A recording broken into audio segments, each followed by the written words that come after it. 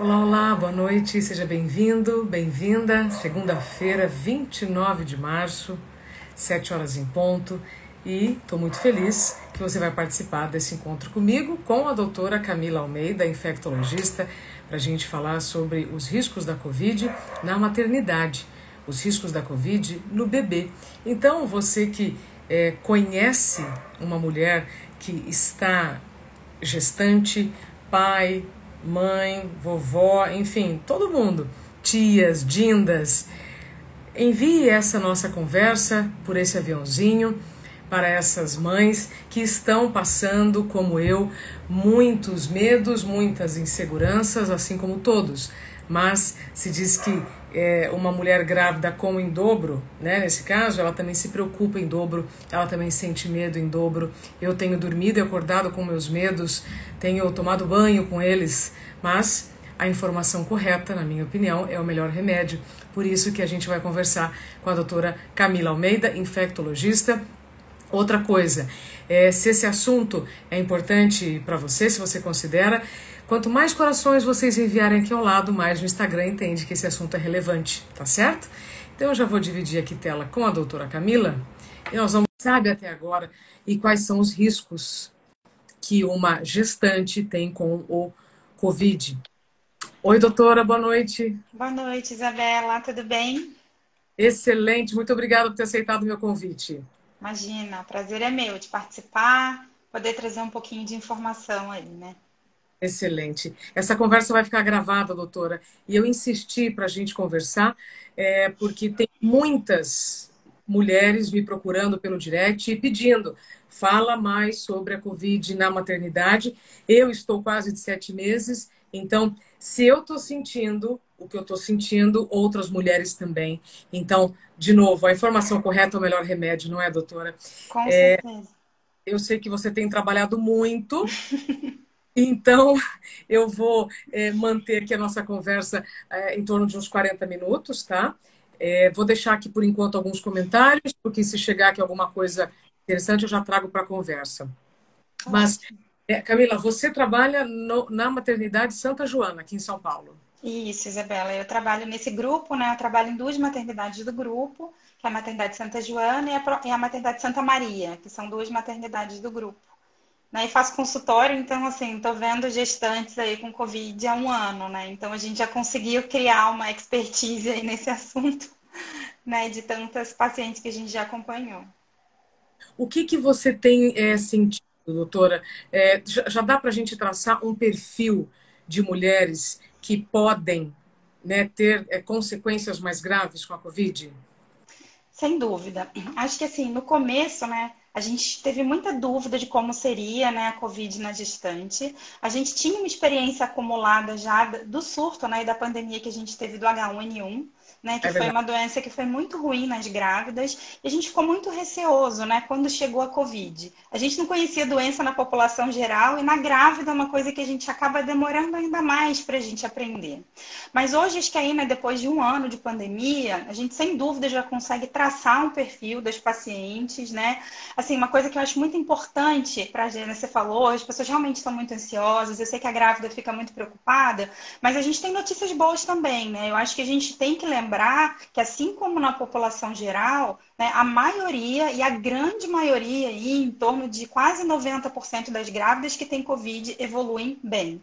Né? Então a gente não tem também, lógico, a gente tem que se preocupar, mas assim, isso também é uma boa notícia que eu acho que a gente também tem que falar para tranquilizar.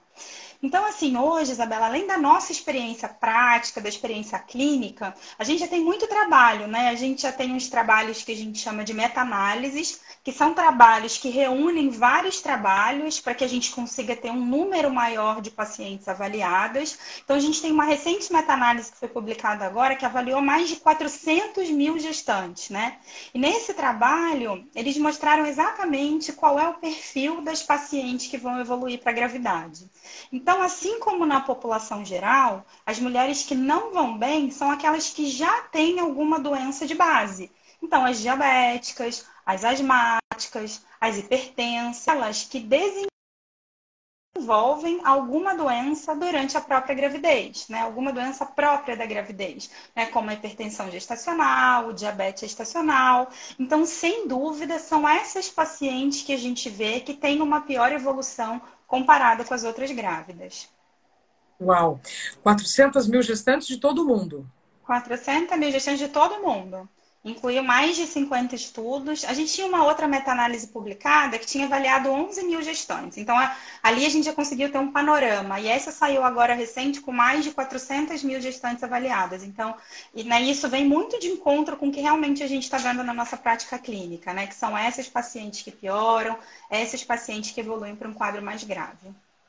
Doutora, como você tem lidado então com gestantes com Covid, quais são os sintomas que essa gestante precisa considerar que não são normais? Por exemplo, eu senti muito cansaço no início, Uhum. né? Mãe aos 40, senti muito cansaço.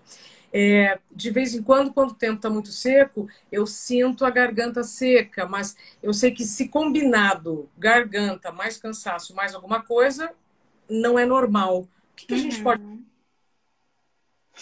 Então, assim, vou te contar um pouquinho do que tem nos trabalhos e vou te contar o que a gente está vendo. Então, só para você ter ideia, Isabela, nesse trabalho que foi publicado com esse monte de gestante aí que eu te falei, eles mostraram que a febre ela só aparece em torno de 40% dos casos. Tá? E depois a gente tem como segundo sintoma mal-estar, mialgia, que aparece em torno de 30% das gestantes. Então, assim, o que a gente vê, é uma coisa que eu gosto muito de falar para os pacientes e para as pessoas, é que antes a gente achava que a Covid ia ser uma gripe, né? Que a Covid ela ia ser uma doença gripal. E hoje a gente sabe que não. Eu já tive pacientes com uma gama de sintomas muito variadas. Então, assim, o que a gente vê? Cefaleia é um sintoma muito comum que a gente vê, com uma característica de dor no fundo dos olhos. Isso as pacientes referem muito. A perda de olfato e paladar é sim uma coisa que a gente está vendo muito comum nas pacientes. O paciente não sente cheiro, não sente o gosto da comida. Tem muitos pacientes que têm diarreia, às vezes um quadro intestinal, diarreia e vômito. Às vezes a paciente tem só mal-estar, mialgia. Então, assim, é uma gama de sintomas muito variados que a gente vê, não é mais aquela gripe. E, obviamente, né, a gente vê sintomas gripais com garganta arranhando, exatamente como você falou, né, coriza, tosse, mas a gente pode ver isso em graus diferentes, né? Tem pacientes que começam com uma dorzinha de cabeça e sintomas gripais. Tem gente que começa com dor de cabeça e tem diarreia. Tem gente que começa com perda de olfato e paladar. Então, hoje isso é uma coisa importante, né? Eu acho que se a pessoa tem dúvidas e tem sintomas mantidos, ela deve sim procurar auxílio, né, médico, porque não dá mais para taxar o Covid como uma doença gripal hoje. Hoje a gente tem uma gama de sintomas muito grande. Eu te pergunto isso, doutora, porque a grávida ela está no grupo de risco, então quanto menos eu sair de casa, melhor. E por conta disso, muitas mulheres têm evitado até procurar ajuda, considerando Sim. que é uma bobagem. Não, eu tô com uma dor de cabeça, então é bobagem, entende? Uhum. Com, Não, entendo. com medo de se expor, acaba então acumulando outros sintomas, o que pode ser pior. Sem dúvida. Isso é uma coisa, Isabela, que é muito importante, a gente vem orientando muitos pacientes, né? A primeira coisa, assim, é quando a gente incluiu aqui no Brasil, né, as gestantes, a princípio, elas não eram do grupo de risco, né? A gente começou a pandemia lá em fevereiro, elas foram entrar como grupo de risco em torno de abril, que foi que o Ministério da Saúde incluiu as grávidas como grupo de risco. Isso Uhum. assim, a gente até discute muito, né? Porque a gente realmente esperava talvez uma maior gravidade das gestantes, né? O que a gente não tem visto tanto como a gente imaginava que fosse acontecer. E assim, se a gente for ler o manual e seguir a risca que o Ministério fala, eles colocaram gestantes, né, que já têm comorbidades ou gestantes que têm um pré-natal de alto risco como grupo de risco.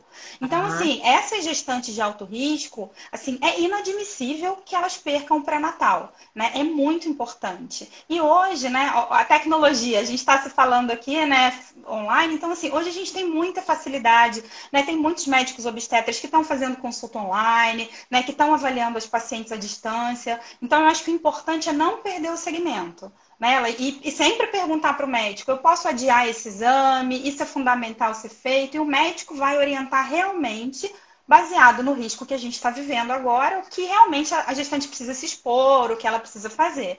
Mas é fundamental que ela siga o seu pré-natal. Porque quanto mais controlada estiverem as doenças que ela tem, menor a chance que ela tem de evoluir com gravidade. Então é fundamental o segmento. Excelente, excelente. Doutora, eu sei que novas informações saem o tempo todo, né? Existe um período da gravidez em que essa mulher, se ela tiver o Covid, independentemente da comorbidade, pode ser pior, por exemplo, primeiro trimestre, último trimestre? Uhum. Sem dúvida, de novo, o que os trabalhos mostram e o que a gente está vendo é que o pior período para evolução para a gravidade é o terceiro trimestre. Né? Por alterações próprias já da gravidez, né? A grávida já tem um organismo muito mais modificado, se a gente for comparar com uma gestante, né, do primeiro trimestre, por exemplo. Então, sem dúvida, as grávidas que a gente está vendo evoluir com maior gravidade, precisar de internação em unidade de terapia intensiva, são as gestantes no terceiro trimestre. Só acrescentar um dado, Isabela, o Ministério, né, ele publica boletins sobre o perfil de mortalidade dos pacientes no Brasil. Né? E a gente tem o último boletim epidemiológico que saiu falando do óbitos nas grávidas. E as grávidas que estão morrendo no Brasil, né, são as grávidas que eles caracterizam como pardas, como mulheres entre 30 a 39 anos e no terceiro trimestre. Esse é o perfil da mortalidade das gestantes no Brasil. Da gestante. Isso. Eu tenho um número que, inclusive, foi a professora Mariana Ruiz, da Universidade Federal do Triângulo Mineiro, também que fizeram um estudo, Uhum. e o número é de 500, mais de 500 óbitos de gestantes ou puérperas desde o início da pandemia. Esse Uhum. deve ser muito, muito dinâmico, infelizmente. Nesses casos, doutora, a mãe vai a óbito e o bebê sobrevive? Isabela, depende muito da situação. Né? Assim, graças a Deus, eu falo, né? Graças a Deus mesmo. Lá no nosso grupo a gente não teve nenhum óbito, né? Desde o início da pandemia. Talvez porque a gente logo percebeu, né? Dessa possibilidade da gravidade da gestante. E lá a gente optou por acompanhar essas pacientes em terapia intensiva mais precocemente. Então, quando a gente foi comparar recente com outros trabalhos, a gente viu que comparado com o número de internações em UTIs, a gente internou mais gestante em UTI do que outros locais. E talvez tenha sido isso que tenha feito a diferença, né? Isso depende muito, porque assim, o problema da grávida é justamente esse. Ela tá grávida, ela tá grave, vamos, né, imaginar num cenário ruim, que ela tá ali com Covid, e a grande dúvida, né, da equipe que a gente tem, do obstetra, bem, enfim, do infectologista, é assim, é o momento ideal para indicar o parto. A gente tem duas coisas para pesar: a gravidade da mãe e a viabilidade do bebê. Né? A pré-maturidade. Então, por exemplo, às vezes é uma decisão difícil. A gente, às vezes, tem que segurar um pouco mais a mãe ali, tentar estabilizar um pouco mais a mãe que está muito grave, para que o bebê tenha condições de nascer numa situação melhor. Então, tudo isso depende, né? Da idade gestacional, que ela está na gravidez, quando ela tem infecção. Então, tudo é muito variável. Que é, no caso, a prematuridade, né? Para que o bebê não nasça tão prematuro? Isso. Assim, a pré-maturidade é a principal complicação que eu falo que a gente está vendo aí, né, entre as gestantes na pandemia de Covid, sem dúvida. Então, a própria Covid, né, ela pode levar ao trabalho de parto prematuro, né, tanto diretamente, e a gente tem que resolver o parto, né, pelas condições clínicas maternas. Né? Às vezes a gente precisa resolver porque a mãe está muito instável. Vou te dar um exemplo que eu não sei se você já ouviu falar, que passa na televisão. Você vê a dificuldade, né? Você já viu que às vezes passa que os pacientes graves, para que você consiga melhorar a oxigenação, eles ficam de bruço, numa posição que a gente chama de prona. Isso ajuda a melhorar a oxigenação nesses pacientes. Então, assim, imagina o desafio que é a gente conseguir colocar uma gestante pronada, né, para que a gente consiga melhorar uma condição da mãe. Então, a mãe que está muito grave, a gente às vezes tem, né, mais dificuldade de manejar do que uma paciente não grávida. Né? Lembrando que assim, a mãe, por exemplo, quando a pressão está muito baixa, o fluxo placentário diminui. Então, chega menos oxigênio nesse bebê e esse bebê pode começar a ter um sofrimento intraútero. Então, tudo isso a gente tem que pesar. Perfeito. Uau, fiquei imaginando. É impossível, tá, gente, uma grávida ficar de bruço. É difícil, a gente conseguiu, mas é difícil. Bota a mão de almofada, faz tipo um espaço mesmo para acomodar o abdômen, mas eu vou te falar que é um desafio, viu? Viu? Agora, doutora, se já foi confirmado se a mãe tem Covid, se o bebê também acaba sendo infectado dentro da barriga? Sim, a gente já tem essa confirmação. Isso já é uma coisa conhecida, né, pela comunidade científica. E só para a gente falar um pouquinho também para tranquilizar um pouco mais as mães, né, que estão nos assistindo. A gente tem duas formas, Isabela, do bebê contrair Covid, né? Uma delas é quando a mãe tem a Covid no final da gestação, naquela fase ali periparto, e o bebê nasce com infecção. A gente já tem muitos estudos mostrando que a placenta materna ela é rica em receptores que recebem o vírus. O vírus, basicamente, né, ele se liga, ele tem uma proteína que a gente chama de spike, que se liga a células que a gente chama de ACE2. A gente tem muito no pulmão, por exemplo, que é onde o vírus se liga. E a gente tem trabalhos hoje mostrando que a placenta ela é cheia desse receptor também. Então, é possível a ligação direta do vírus na placenta materna. Tá? Então, o que, que a gente está vendo? A transmissão, nesse caso, quando a mãe transmite para o bebê dentro do útero, a gente chama de transmissão congênita, né? A transmissão intraútero.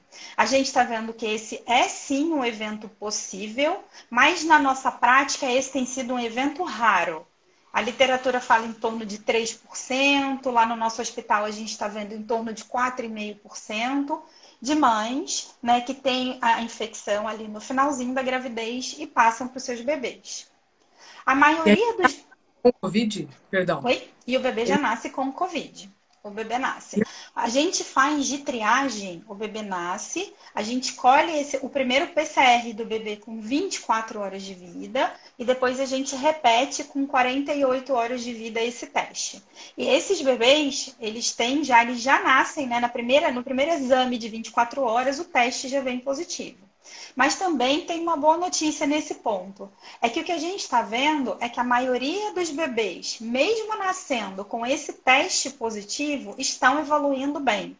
A gente tem, a grande maioria, eu diria para você que sem sintomas. A criança ela tem o exame positivo, mas ela não tem sintomas. E existe sim uma minoria dos bebês, principalmente aqueles mais prematuros, mais debilitados, que podem também, da mesma forma que o adulto, evoluir com a Covid. Uau!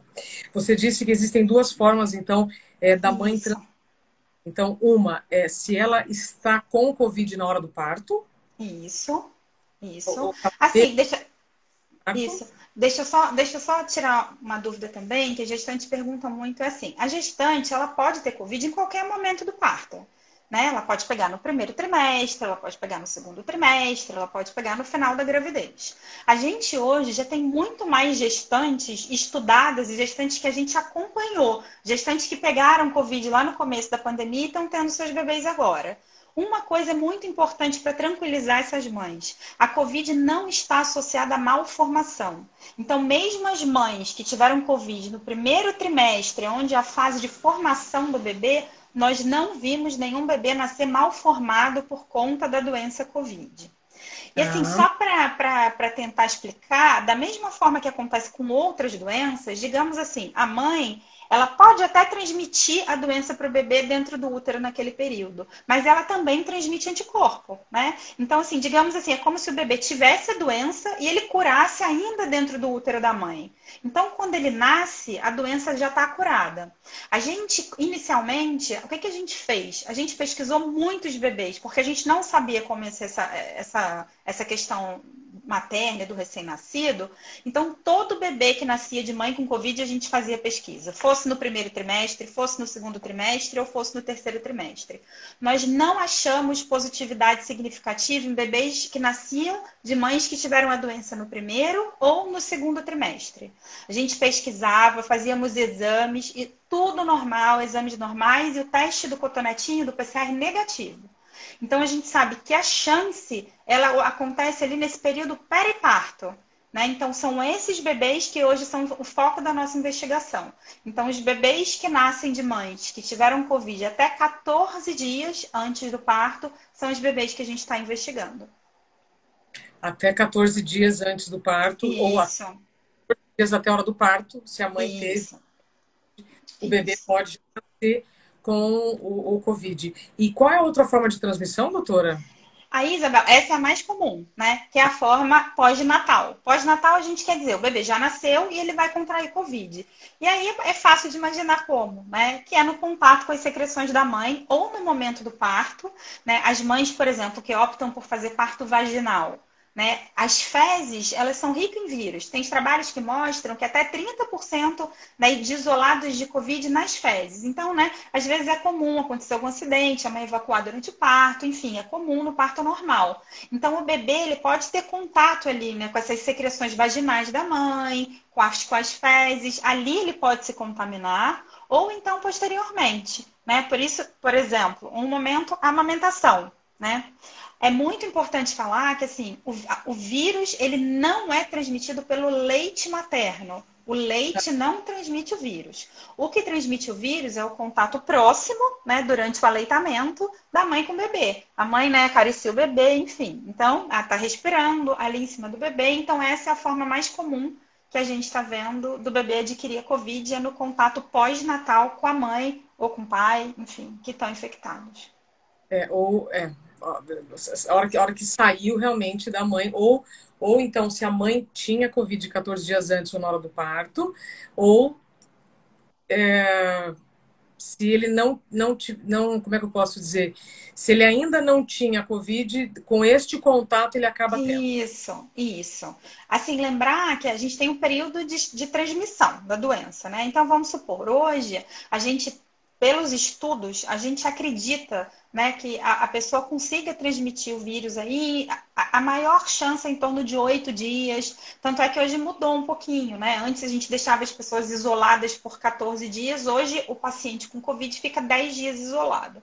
Então, vamos supor, a mãe ela está com Covid no quinto dia. Então, ela ainda está transmitindo o vírus, né? O bebê nasce no quinto dia de doença materna e depois ele vai ficar com a mãe. A gente não separa a mãe do bebê, tá? A gente só separa mãe de bebê se a mãe estiver muito grave ou se o bebê nascer prematuro e por condições do bebê ele precisar de terapia intensiva neonatal. Na maioria das vezes a mãe fica com o seu bebê e a gente dá toda a orientação em relação ao uso de máscara, a distanciamento do bebê, pegar o bebê só na hora realmente de amamentar, higienizar as mãos antes de tocar no bebê, né? Então a gente trabalha com educação. E a gente tem poucos assim, né? Apesar dessa ser a forma mais comum fora do hospital, a gente não vê, Isabela, mães que seguem essa rotina terem bebês infectados dentro do hospital, por exemplo. Elas fazem direitinho e a gente não está vendo uma alta taxa assim, de contaminação dos recém-nascidos pelo aleitamento, por exemplo. Perfeito. Eu ia perguntar isso, doutora, antes de abrir aqui a nossa caixinha de perguntas, se existe algum protocolo a mais para quem está gestante, como eu, ou né, já no pós-parto, se existe algum protocolo a mais, porque não dá para ficar numa bolha, né, doutora? Claro. Era o que a Eu, gente gostaria, né? Se eu, pudesse ficar numa bolha. eu adoraria ficar numa bolha, então, assim, eu só saio de casa para situações muito raras, né? Ou é a obstetra. Uhum,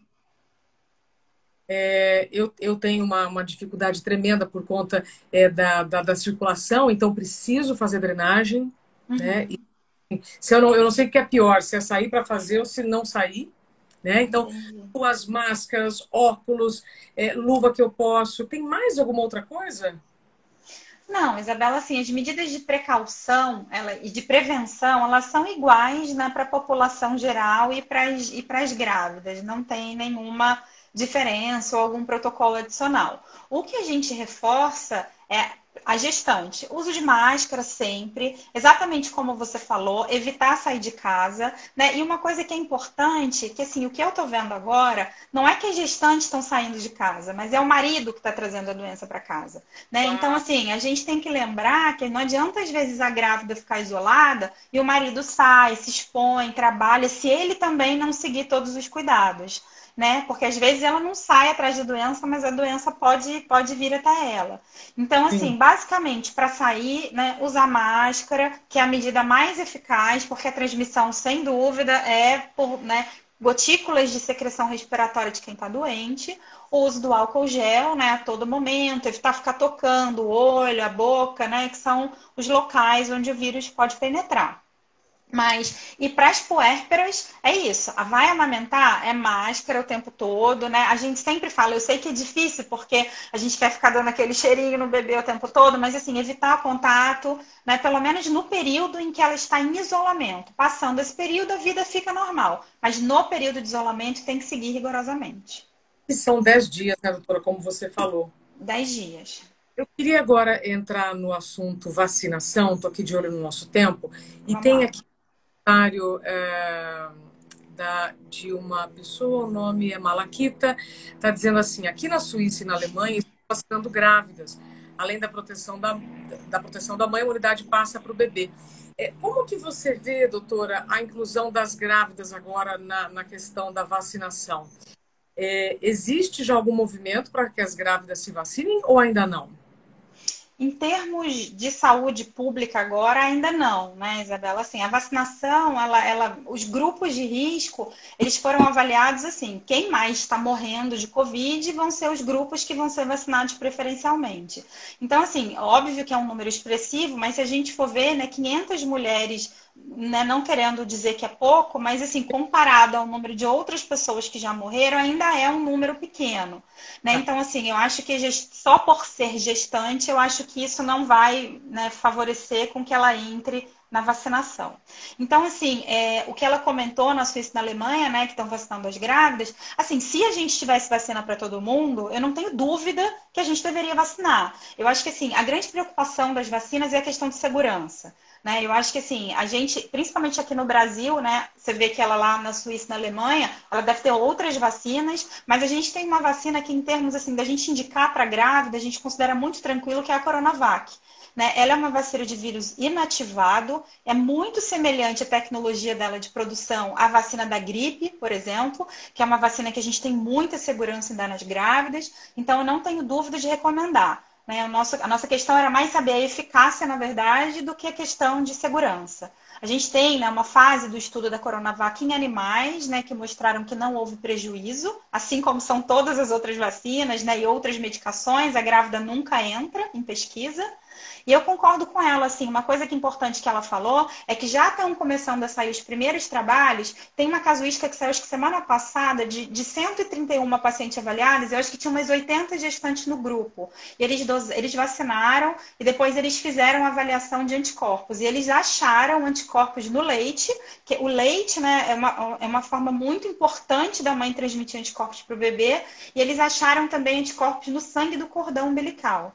Então, assim, um grande objetivo da vacinação na grávida não é só a proteção da grávida, mas, sem dúvida, é passar a proteção para o recém-nascido também.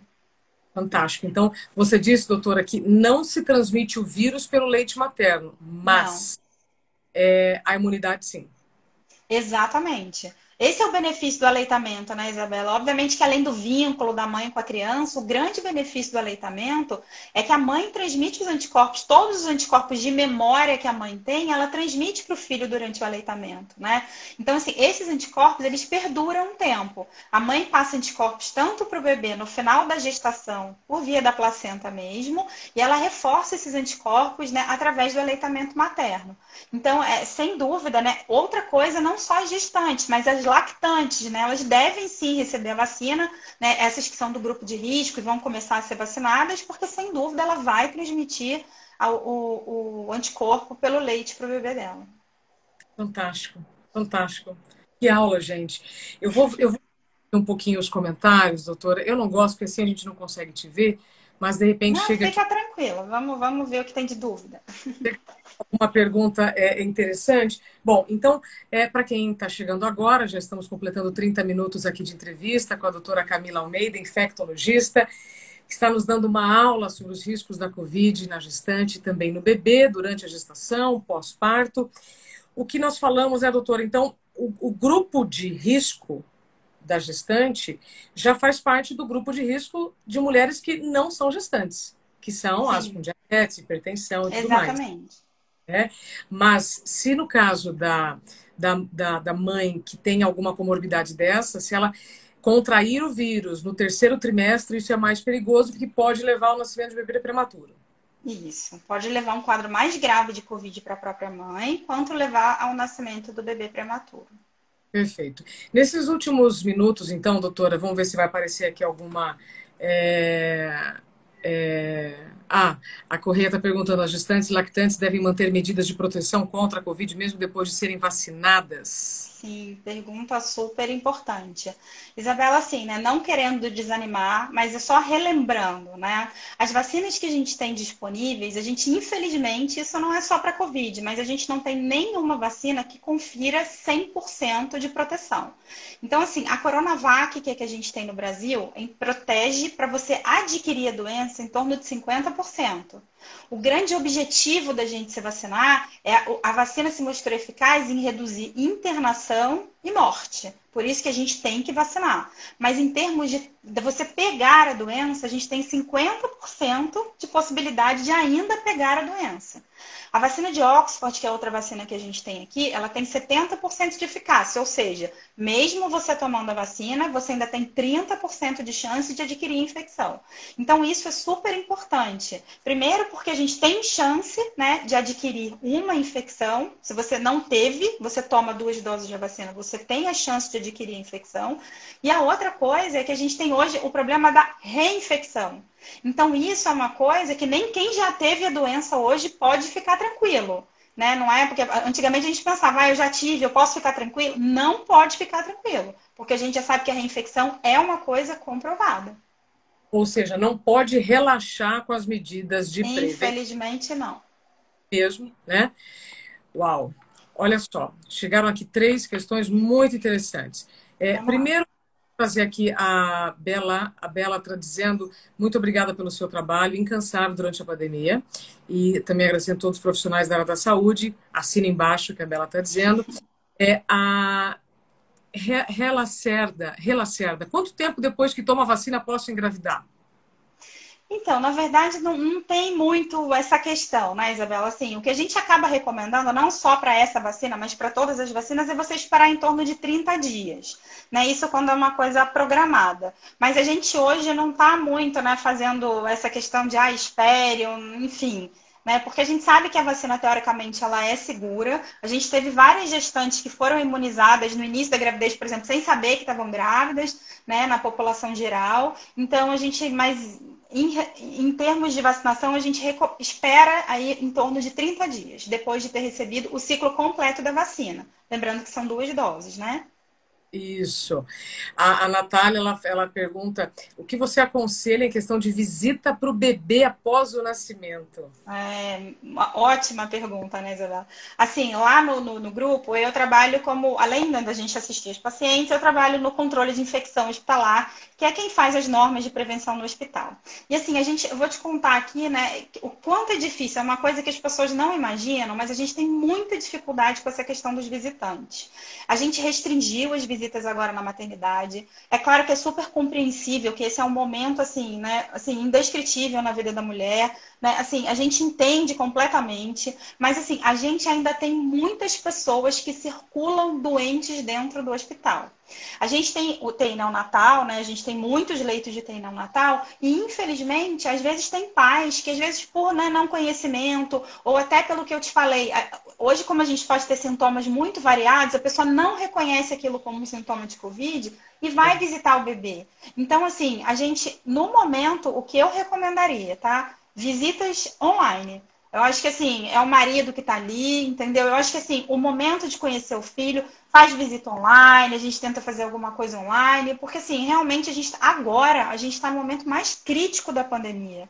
Né? Pode Sim. ser que daqui para frente melhore de novo. Então a gente trabalha muito assim, né? Tem muito caso, a gente restringe mais dentro do hospital. Tem menos caso, a gente afrouxa mais. Mas esse momento é o momento mais crítico que a gente está vivendo da pandemia.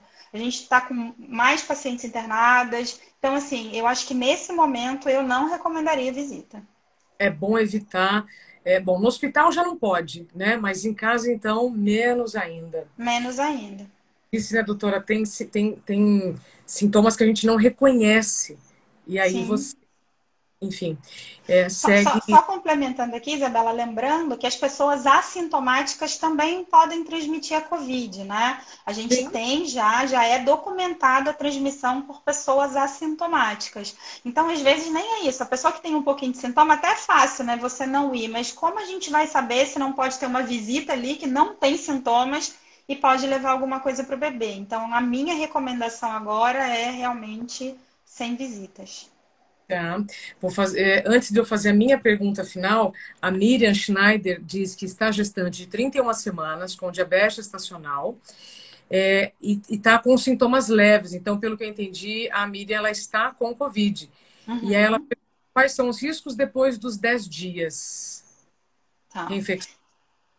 Assim, Isabela, não sei se a gente já está com tempo, mas tem uma coisa só que eu queria explicar aqui para as pacientes entenderem, que é assim, como é que funciona a doença COVID? E até para entender que não existe nenhuma fórmula mágica ou nenhum tratamento, assim, né, kits COVID, enfim. A COVID, ela é uma doença que hoje a gente sabe bem como ela funciona. A gente fala que a COVID ela é marcada em duas fases. A gente tem a primeira semana da doença, que é uma semana viral, onde você contrai o vírus se multiplica no organismo, você começa a subir sua carga viral e você tem esses sintomas todos que a gente já comentou, né, que são sintomas variados. Depois, a pessoa passando do sétimo dia, a gente tem um período ali que pode ser em torno do sétimo ao oitavo dia, que algumas pessoas têm a predisposição de começarem a fazer um quadro de pneumonia pelo vírus. E depois dessa fase, que é em torno do 10º dia de doença, as pessoas elas evoluem para um quadro inflamatório muito importante, ou seja, o organismo delas reage de uma forma muito exacerbada à Covid. Por que isso acontece? A gente não sabe ainda. A gente sabe que pessoas do grupo de risco têm uma maior tendência a ter esse quadro inflamatório, né, que eu estou comentando. Mas hoje todo mundo deve estar acompanhando aí, né, na televisão, enfim, que a gente tem jovens que não têm comorbidades e que estão evoluindo dessa forma mais grave. Então, essa é a problemática da Covid. Tem pessoas, como ela falou, que a pessoa pega a infecção, ela chega no sétimo dia e ela não faz esse quadro pulmonar e nem evolui para inflamação. Ela começa a melhorar, a carga do vírus cai e ela fica bem. Isso é o que acontece com a maioria das pessoas. Mas as pessoas que não vão bem são essas pessoas que chegam no sétimo dia e entram nessa fase hiperinflamatória do organismo. E aí, esse é o momento crítico da Covid. Então, as pessoas têm que ter atenção, porque o momento de piora da Covid não é na primeira semana da doença. Ele começa a acontecer ali a partir do 8º, 9º dia. Então, por exemplo, ela perguntou, né? Eu posso, né, ficar calma porque eu já passei? Se ela está tendo um quadro leve, pode. Mas a gente tem que orientar as pessoas que a pior semana da Covid não é a primeira. As pessoas têm que ter atenção a esses sintomas de febre, diarreia, mal-estar no início da segunda semana. Esse é o período mais crítico da doença. Gente do céu, início da segunda semana Início da segunda semana. é o pior. E, além disso, também tem a questão da reinfecção, né? Sem dúvida. Chocante. Nossa, doutora Camila, agradecer ao doutor Ícaro, que me conectou a você, e o doutor Sim. Fernando Gomes Pinto, que tinha me recomendado o doutor Ícaro, que falou, não, fala com a Camila, porque ela sabe tudo. Ah, o Ícaro é um querido. Muito, muito obrigada. Doutora, para finalizar, aí é uma pergunta minha, né? Claro, vamos lá. Mês, e você já explicou aqui tudo realmente muito, muito bem colocado. Chá de bebê, nem pensar, mesmo quando os salões de festa dos prédios voltarem a abrir, melhor não, né? Porque sétimo mês, Isabela, eu né? acho que é isso que eu estou falando. Eu acho que assim, tudo depende do período da pandemia que a gente está vivendo. Esse período é o período mais crítico. A gente está tendo uma taxa de transmissão do vírus muito alta. Então, assim, se for um chá de bebê, você e seu esposo e online, eu acho que dá para fazer, mas assim, sem convidados. Aquele modelo tradicional não, né? Porque Não dá. mesmo as taxas hospitalares reduzindo, a gente está falando de um quadro que pode evoluir até para um nascimento prematuro. Então, Sem dúvida. Sem não, dúvida. Eu acho que não é, eu não arriscaria. Eu acho que é nem só, é o que você falou, né? Nesse momento a gente está num momento mais crítico, mas assim, a gestante pode ter infecção, né? Então, assim, espera mais um pouquinho, tentar esse ano usar mais a criatividade, né? Fazer um chá ou alguma coisa diferente. A gente tem casos aqui, só para comentar, já que você tocou nesse Sim, assunto, histórias trágicas, assim, né? De mães que fizeram chá de bebê, né? Às vezes as pessoas fizeram chá de bebê surpresa e elas contraíram o vírus no chá de bebê. Então, assim, a gente tem bastante história assim. Então, realmente não dá para. Acho que não dá para arriscar. pronto. Então, para finalizar, doutora, o que que você diz para aquelas grávidas que chegam reclamando da solidão agora, né? O que que dá para a gente falar? Isso, eu tenho me questionado isso todos os dias, né? Porque Uhum. é um momento muito especial, mas no meio de muito medo e dá uma sensação de solidão, né? Por você não Sim, poder sair de casa, ou seja, é tudo virtual. Ainda bem que a mente é livre, a gente ainda pode se encontrar, sim, é, mas é diferente. sim, sem dúvida. Isabela, eu acho assim, eu sou mãe, né? Eu tenho duas crianças, e assim, eu acho que o amor que a gente constrói por um filho é uma coisa assim, que você já deve sentir isso, né? Eu acho que falo só quem é mãe, é a coisa mais clichê do mundo, mas realmente só quem é mãe para sentir, né? A gente não consegue explicar isso para quem não tem filhos, é um amor assim imensurável. Então eu acho que a gente tem que fazer isso por eles. Né? Porque assim, eu acho que não vale a pena se expor. A gente tem histórias muito trágicas também de bebês que estão na maternidade e a mãe faleceu, né? Assim, a gente escuta isso. Então, assim, eu acho que a gente tem que se poupar, né? Assim, e pensar realmente nas crianças, né? Tanto para que a mãe evite ter uma infecção grave, pensando nela e depois ela não conseguir criar o seu bebê, e tanto na possibilidade dela transmitir uma infecção para o bebê e o bebê, né, enfim, evoluir de uma forma grave. Então, acho que assim, é o que você falou, é triste, acho que todo mundo está passando por isso, né? Assim, essa questão de solidão, de angústia, de tristeza, eu acho que todo mundo está nesse momento, mas eu acho que assim, a gente tem que pensar isso nos nossos familiares, né? Isso tem um motivo maior, que é a proteção deles, que é o que vale a pena. Então eu falo, esperem um pouquinho, né? Assim, sei que a ansiedade é grande, mas assim, eu acho que tem que se preservar nesse momento. Se agarra no amor pelo bebê, né? Exatamente. Pronto. Doutora Camila, mil vezes obrigada pelo seu tempo. Imagina, Isabela. Foi uma aula não só para mim, mas para quem nos acompanhou. A live vai ficar gravada aqui no meu canal do YouTube. Lhe desejo, doutora, muita saúde, muito tempo de Amém. qualidade. Tá? Foi realmente uma das melhores entrevistas que eu fiz nos últimos tempos. Muito esclarecedora. Obrigada. E que bom que, que sorte tem as mulheres que já passam contigo. E agora eram pelo menos 40 minutos de orientação. Que bom, Isabela. Eu que te agradeço por poder ter informado. Espero que tenham sido úteis as informações. E eu fico à disposição, né? Tem muita coisa ainda para falar de Covid. Quando você precisar, a gente volta a conversar de novo. Combinado. Obrigada, doutora. Boa Então noite. tá bom. Um beijo. Tchau, pessoal. Tchau, tchau. Para você que nos acompanhou até aqui, muito obrigada pelo seu tempo e pela sua confiança.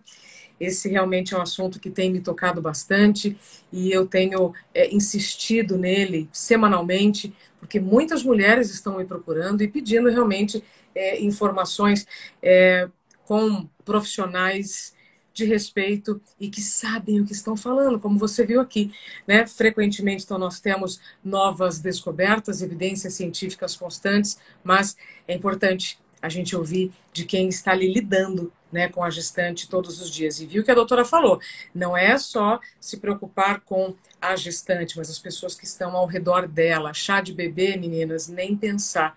Eu sei porque tem muitas aqui, né, falando comigo, e aí, faz, não faz? Melhor não. E temos que nos agarrar realmente ao amor, né, pelo bebê, pela bebê que já existe. Amanhã eu volto nesse mesmo horário para conversar sobre a Covid nas crianças.